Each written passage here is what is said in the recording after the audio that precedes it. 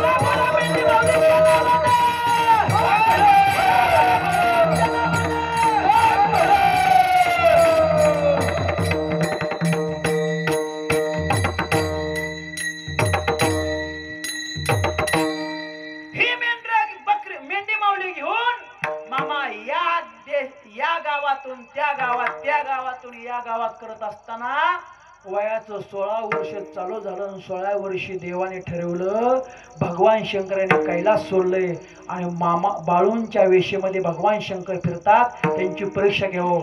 सगळ्या देवांनी परीक्षा घेतली, मामा त्यातून उत्तीर्ण झाले। अवघड विहिरीचे मामांनी पाणी पाजता प्रसन्न होऊनी आशीर्वाद देता. सगळ्या देवांनी आशीर्वाद दिला आणि सांगितलं बाळू तू तुझं कार्य करत राहा. भगवान शंकरा तुम्ही तुमचं कार्य करत राहा, आम्ही तुमच्या पाठीशी उभा आहे. तिथून मामांनी गुरु केलं. गारगोटीला जाऊन गारगोटीला मुळे महाराज गुरु केलं. मुळे महाराजांनी परीक्षा बघितली, त्यात मामा उत्तीर्ण झालं. आणि मग मुळे महाराज म्हणले बाळू तू कार्य करत राहा, मी तुझ्या पाठीशी खंबीरपणे उभा आहे. मामा म्हणलं बरं झालं गुरु महाराज. श्री गुरु सारे का असता पाठीरा का इतराचा लेका कोण करे. मामा म्हणलं मुळे महाराज मी आजपर्यंत गुरु शोधत होतो, तुम्ही माझ्या आपसलं पैक ओळखलं म्हणून मी तुम्हाला आता गुरु करून घेत आहे. मामा त्यांच्या चरणावर नतमस्तक झालं आणि मामा म्हणलं नाव तुमचं घेऊन पडली कोरड ओटाला, नाव तुमचं घेऊन पडली कोरड ओटाला, कोरड ओटाला मरुनी पुन्हा जन्म घ्यावा गुरुच्या पोटाला, मरुनी पुन्हा जन्म घ्यावा गुरुच्या पोटाला, मरुनी पुन्हा जन्म घ्यावा गुरुच्या पोटाला, मरुनी पुन्हा जन्म घ्यावा गुरुच्या पोटाला.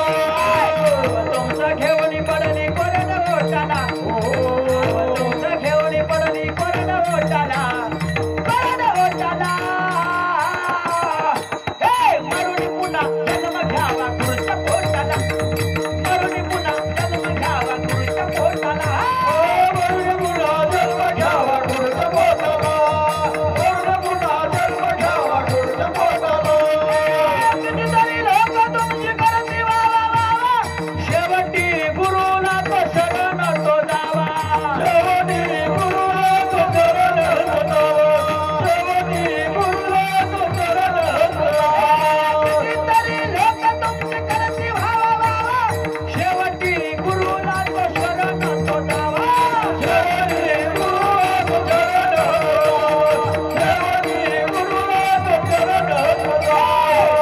तुमचं घेऊन पडली कोरड ओटाला, नाव तुमचं घेऊन पडली कोरड ओटाला, कोरड ओटाला. मरुनी पुन्हा जन्म घ्यावा गुरुच्या पोटाला, मरुनी पुन्हा जन्म घ्यावा गुरुच्या पोटाला, मरुनी पुन्हा जन्म घ्यावा गुरुच्या पोटाला, मरुनी पुन्हा जन्म घ्यावा गुरुच्या पोटाला, मरुनी पुन्हा जन्म घ्यावा गुरुच्या पोटाला, मरुनी पुन्हा जन्म घ्यावा गुरुच्या पोटाला.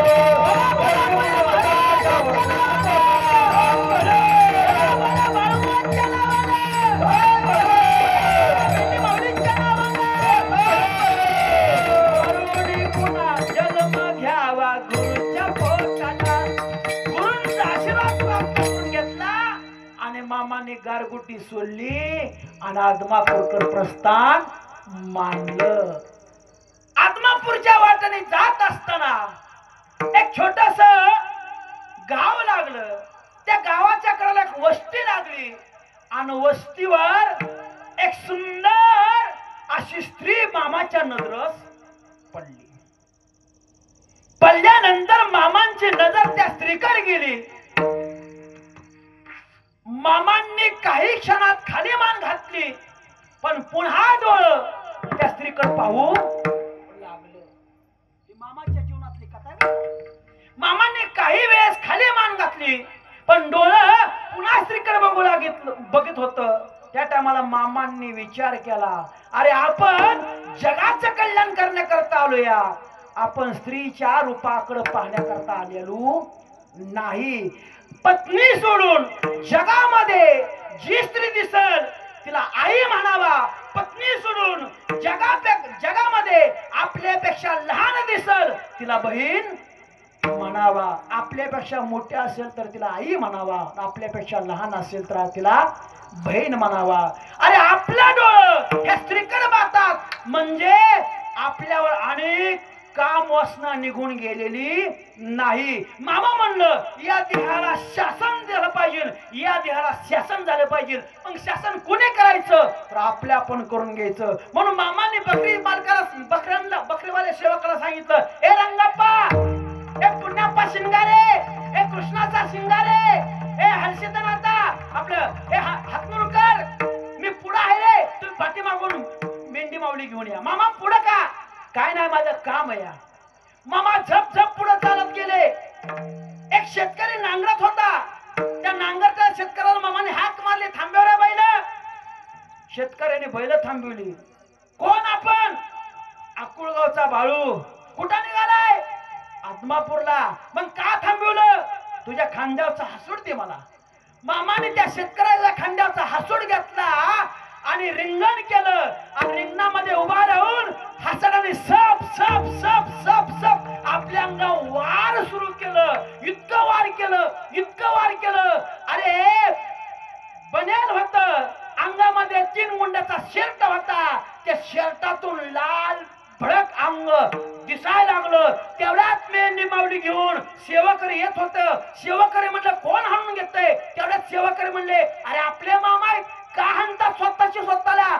सेवकाने पुढे गेलं आणि विचारलं मामा मामा का शासन करून घेता? कोण तुम्हाला काय बोललं का? आम्हाला सांगा, आम्ही त्याच्याकडे बघतो. अरे रांडच्या हो, मला बोलणारा आणखीन जन्माला यायचा आहे. रांडच्या हो, मला कोण बोलणार आहे? रांडच्या हो, मी पृथ्वीचा मालक आहे. रांडच्या हो, मी मालक असून माझं जर इंद्रिय माझ्या ताब्यात नसतील तर या देहाला शासन झालंच पाहिजे. मामा म्हणलं, सेवकाने म्हणलं काय झालं? अरे या नेत्राने एक सुंदर स्त्री पाहिली, मनामध्ये विकार जागा झालं म्हणून देहाला शासन करत आहे. त्या टायमाला मामांच्या हातातला हसूड सेवकाने घ्यायचा प्रयत्न केला. मामा म्हणलं रांडच्या हो, जोपर्यंत माझा हात थांबत नाही तोपर्यंत या देहाला शासन झालंच पाहिजे. अरे मी म्हणजे सामान्य नाही आणि माझं लोक भविष्यात दर्शन घेणार आहेत. आणि माझ्यात जर अंगातलं विकार नाही गेलं तर लोकांच्या अंगात विकार तसंच राहतील. मग विकार घालवण्याकरता स्वतःच्या अंगाला शासन करणारा एकमेव संत ते म्हणजे माझे सद्गुरु संत बाळू मामा. याच मामांची संगत गेली 3 दिवस झालं. या गावातल्या लोकांना घडतीया. तुमच्या देखील जीवनातली वासना नाहीशी झालीच. बोला, तुमच्या देखील मनातली वासना झालीच. मोठ्याने बोला, तुमच्या देखील मनातली वासना गेलीच पाहिजे. अरे आपल्या मनातली वासना जर नाही गेली समजायचं आपण अनेक मामाच्या दर्शनाला योग्यतेच नाही. आणि ज्या दिवशी आपल्याला माता भगिनी आई दिसतील, या माता भगिनी बहीण दिसतील, त्या दिवशी समजायचं आपण मामांचं दर्शन घेतल्यानं सफल झालं. का झालं? संतांचं चरण झालं रे, संतांचं चरण प्राप्त झालं रे झालं की जीवनातली वासना नाहीशी होती. हे मी सांगत नाही, ज्यांनी 4 वेदाचं मंथन केलं ते तुकोबराय सांगता. संत चरण राज लागता सहज, संत चरण राज लागता सहज, संत चरण राज लागता सहज, संत चरण राज लागता सहज,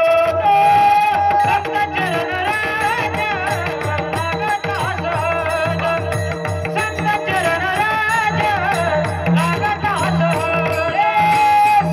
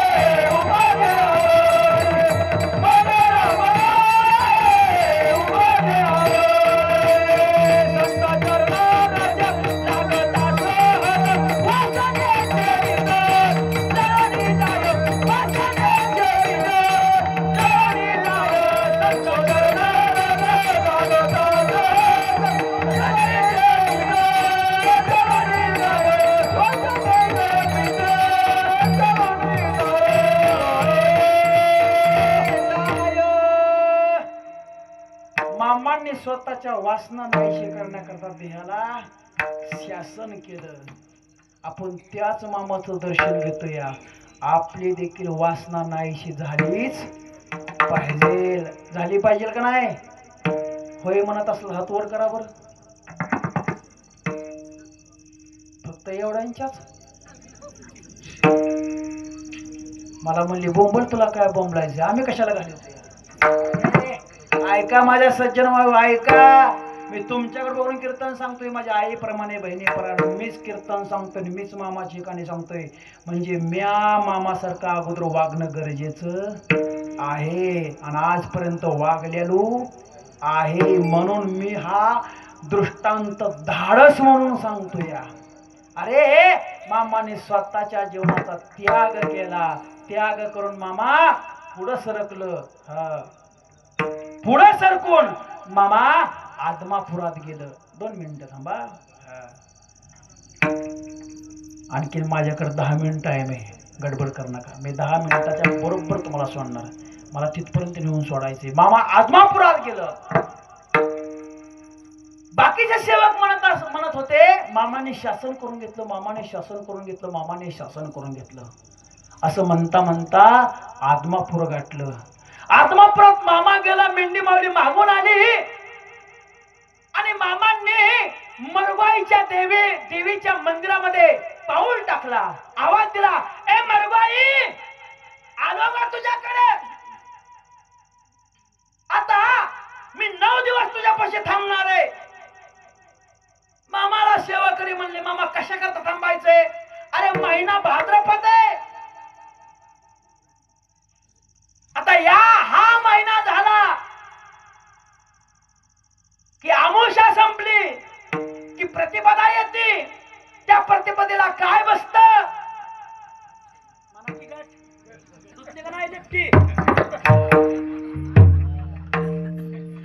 होय म्हणला, ही नीटून होय म्हणला. राहू खरं बोलला तुम्ही. दोघा चौघा करता टाळी वाजवाच तरी तुम्ही वाजवल्या. अरे गड्याला लिफ्टी दो म्हणता म्हणजे तुम्ही काय बाय आहे वय? माझी मी सकाळी म्हणली ती होय व लाईट आजचे दिवस आहे म्हणलं नेऊन घाल ना तिकडं. मी म्हणलं मी लिफ्टी पांघरतच नाही, मी घोंगडी पांघरतो. म्हणलं माझी घोंगडी मी चालवली. काय बाया कशा गड्याला आकर्षित करते त्या काम असल्यावर. होय व आज कुठे शाळा? मी म्हणलं वेणेगावला निघालो. या किती वाजता जाणार आहे? म्हणलं 9ला गाडीत बसणार आहे. मग आणखीन 2 तास टाइम आहे. लाईट 9ला जाते तोपर्यंत चला लिफ्ट द्या. म्हणलं निन दिला. मग लय अवघड आहे आमचं. तुमचं बरं आहे आपलं 15-15 दिवस इकडे राहता या. हाय का बरं आहे आम्ही मुक्त. मला वाटतं काय सपच राहावं तुम्ही इकडं. हाय का? खरंय का नाही? तुम्ही दोघा चौघांनी पटली का ना? हा खरं बोलला. आता खरं बोलला. हा मामा म्हणलं येडे हो, प्रतिपदेला घट बसतोय आम्हाला आई समोर बसा. आई समोर आईचा जागर घालायचा आहे. बघता बघता अमावस्या संपली, प्रतिपदा लागली. मामाने सांगितलं, ए कृष्णा शिनगार्या, ए पुन्नप्पा शिनगार्या, अरे 5 वेशीची माती आणा. त्या दोघांनी 5 वेशीतली माती आणली आणि मामांनी मरगवायला हाक मारली, ए मरगवाई, तुझ्या मंदिरात घट स्थापना करतोय ग. तुला माहित आहे मी कोण आहे आणि मला माहित आहे तू कोण आहे. जगा करता तो एका जागेवर थांबलोय आणि जगा करता मी फिरत आहे. पण 9 दिवस मी तुझ्यापाशी थांबणार आहे. मामांनी हाताने घट बसवला आणि मामांनी सेवकाला सांगितलं, ए सेवकरा हो, मला 9 दिवस उपास आहे. फक्त वाटीभर दूध आणि 2 खरका द्यायच्या, जास्त मला खाया द्यायचं नाही. मामाने वाटीभर दूध घेतलं पहिल्या दिवशी. संध्याकाळी गावातले आराधी बोलवलं आणि आईचा जागर घेतला. अनादी निर्गुण प्रगटली भावाने, अनादी निर्गुण मोह महिषासुर मर्दाना लागोडे, करावया धारणे, तो भक्ता लागे पावशी लवडाई. हो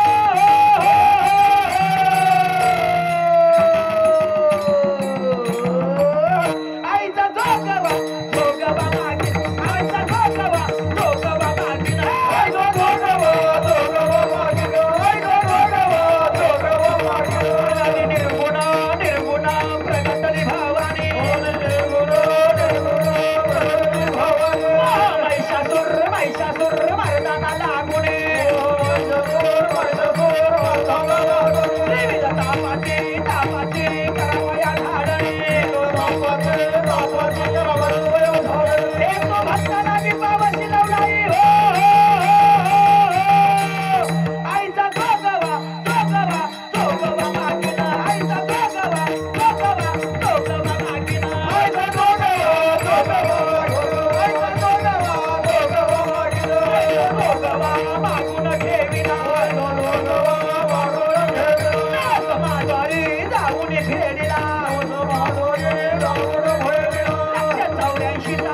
चुकावी माझ्या गौरवीला भेद भावना.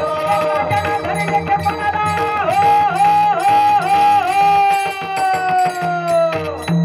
आईचा जोगवा आईचा जोगवा मागिला आईचा जोगवा मागिला. आईचा जोगवा मागिला. आईचा जोगवा मागिला. आईचा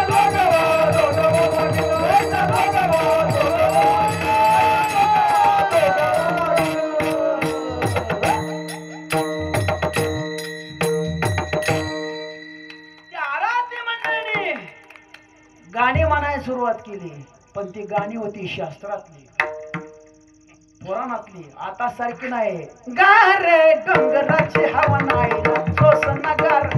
त्याला कधी जननी माता आणि तिला गारवा सोसना वय. मधी मधी एक गाणं होतं बघा, ढोल किल्ला बांधून तुझा पाय पाय पाय वळ वळ. हाला का तुझंच पाय बांधून ती धरणात टाकली आणि तिचं पाय बांधायला आलंय. त्याची ती बी गाणं गेलं. पुन्हा लागले अगं सकू घाबरू नको पोलीस कम्प्युटर गिरवली.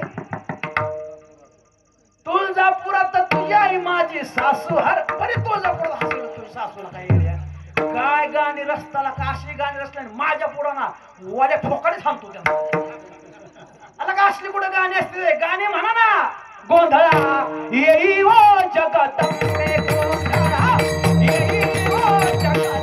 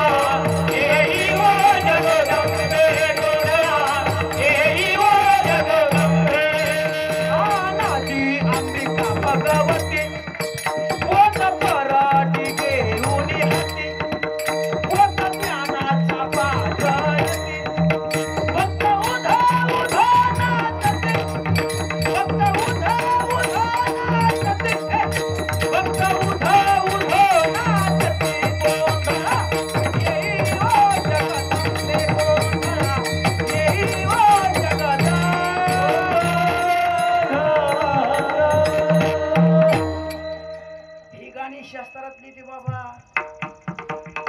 अनादी अंबिका भगवती बोध परडी घेऊन हाती पोत ज्ञानाचा पाजळती.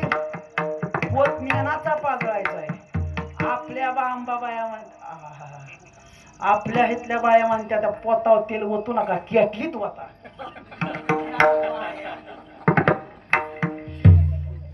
रागान नका. हे शास्त्रातले गाणं नादोबाने गाणी रचल्या ती 9 दिवसाच्या नवरात्रा.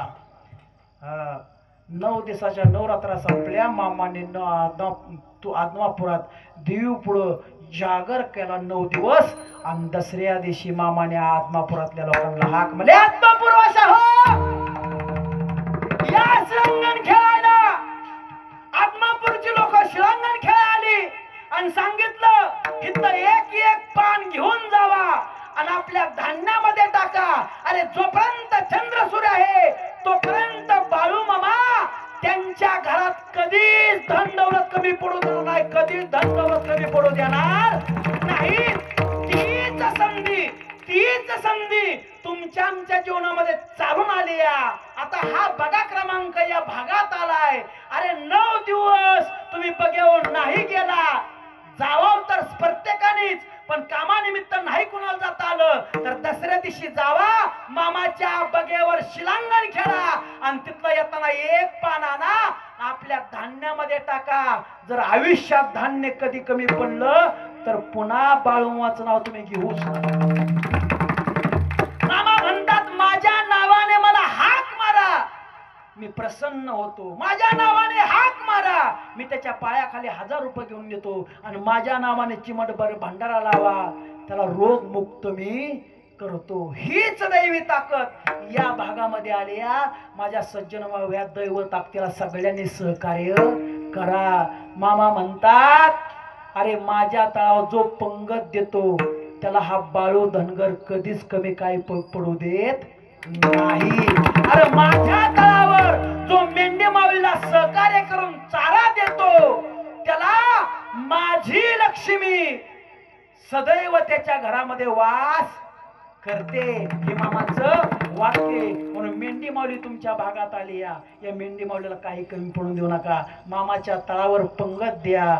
नाही एकट्याला देता आली 5-10 जण एकत्र या आणि पंगत घाला. आणि इतर ठिकाणी पैसे खर्च करण्यापेक्षा मामाच्या तळाव करा. आयुष्यामध्ये काहीच कमी पडणार नाही. का संत चरण रज लागता सहज वासनेचे बीज जळून जाई विठोबा रखुमाई. विठोबा रखुमाई, विठोबा रखुमाई, विठोबा रखुमाई, विठोबा रखुमाई, विठोबा रखुमाई, विठोबा रखुमाई, विठोबा रखुमाई, विठोबा रखुमाई, विठोबा रखुमाई, विठोबा रखुमाई, तनिका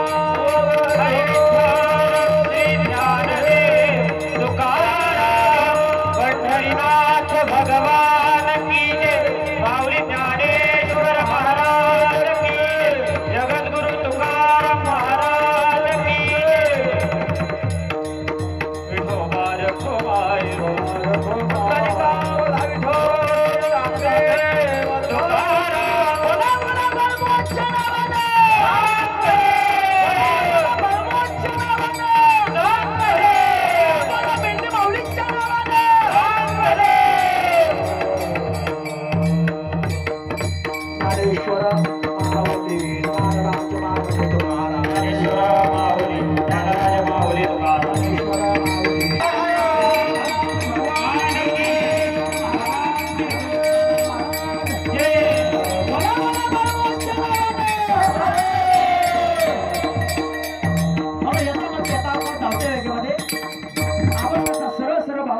एकच चरणाचा भावार्थ मामाच्या कथेवर तुमच्याकडे वळलेला आहे, वळवून सांगितलेला आहे. वासना मामाने स्वतः जीवनातले घडले, आपण देखील घालणं गरजेचे. कारण आपण त्या संतांचं दर्शन घेतोय आणि त्या संतांचं दर्शन घडलं की वासनेचे बीज जळून जाई. मग राम नामे उपजे आवळी सुख गडोगडी वाढवलं की आपल्या जीवनामध्ये सुख प्राप्त करून घ्यायचं असेल तर मामाची सेवा करा. मामाचं नाव घ्या.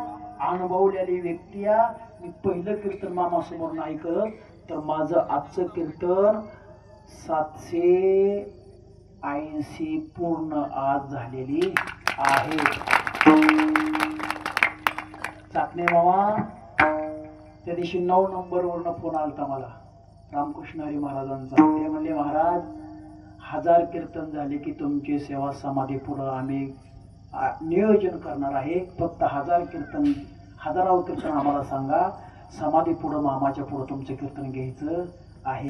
हे मामाने केलेलं, मामांची केलेली सेवा, त्याचं फळ मला त्या दिवशी फोन जरी आला तरी प्राप्त झालं म्हणून समजा.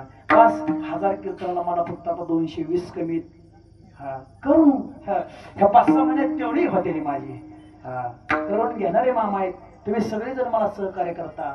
हे बघितले कारभारी असतील, चाकणे मामा असतील, रावदादा असतील, हे सगळी सेवकरी ओळखीची, सगळी कुठेही बघेव जाऊ द्या, सगळे सेवकरी ओळखीची. आजचं 780वा कीर्तन तुमच्या गावात मी पूर्ण करतो.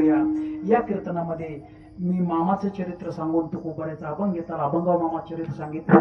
चुकीत शब्द गेला असेल, मी तर चुकीत सांगितलं नाही, पण गेला असेल तरी मला माझ्या बुद्धीचा दोष समजा. एखादा शब्द माझा तोत्रा जातो. मगाशी मी सांगितलं, लय पोपटाचं पाणी पिलो बारक्यापणे, पण नाही सरळ जीभ झाली. थोडीशी आडवी जीभ ठुली देवाने, कचा तेवढा ठुलो मला. असू द्या, अवघड शब्द मला फुटत नाहीत. संस्कृत मला वाचता येते, पण संस्कृत बोलता येत नाही. कारण का संस्कृत हे संस्कृत आहे. एक जर शब्द संस्कृतला चुकीचा म्हटलो तर दोष मला लागतो. म्हणून मी संस्कृताकडे कधी वळत नाही. वाचता येतं पण जीभ माझी अडचण करते तरी पण देवाने मला काहीच कमी ठेवलं नाही. माझ्या सद्गुरू संत बाळूमाने काहीच कमी ठेवलं नाही. संतांनी आशीर्वाद दिला आणि रणगाडा माझा दररोज चालू आहे. दररोज दोन कीर्तन करते. काय कमी व देवाने भरपूर दिलं या. कधी सळत नाही म्हणून जाताना का मुकाच लावू नका. कधी सळत नाही म्हणून जाताना का मुकाच लावू नका. असू द्या, तुम्ही सगळ्याच प्रेम देता.